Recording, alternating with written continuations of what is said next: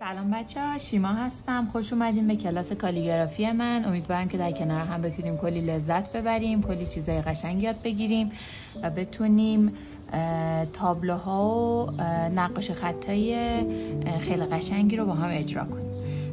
توی قسمت اول آموزش من میخوام بهتون انواع وسایلی که برای دوره مقدماتی و دوره پیشرفته احتیاج دارین رو بهتون معرفی کنم. برای شروع کارمون به کاغذ احتیاج داریم که هم کاغذ معمولی میتونیم استفاده کنیم، هم کاغذ گلاسه که من برای شروع بهتون پیشنهاد کاغذ معمولی رو میدم که بتونید حرکت ماژیکو روی کاغذ بیشتر کنترل کنید. از ماژیکای تخت باید استفاده کنیم که اصطلاحاً به ماژیک راندو معروفن. سرشون به این صورته.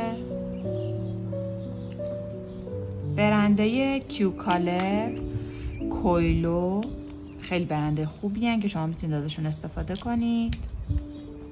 این ماژیکای دو سر هم میتونید استفاده کنید. ما از سر پهنش استفاده میکنیم. کویلو هم به همین صورت.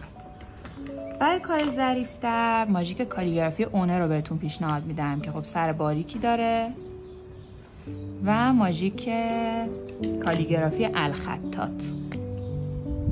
هر دو ماژیک‌های خوبی هن.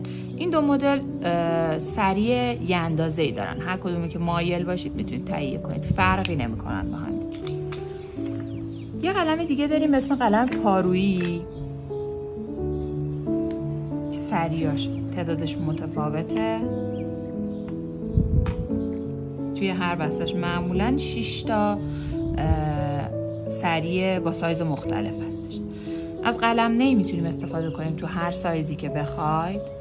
من پیشنهادم براتون مرکب اعتداله، مرکب ضد آب اعتداله که بهترین مارک موجود توی بازاره.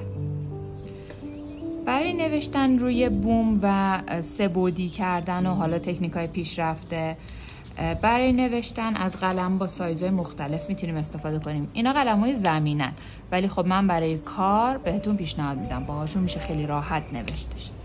قلم‌های سرتخت که حالا مشخصاتش رو باز براتون حتما میذارم.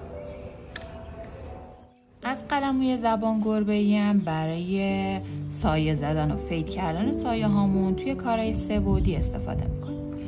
قلم‌های ابری هم هست که میتونین با رنگ یا با جوهر بنویسین. 3 یا 4 سایز داره توی بستش.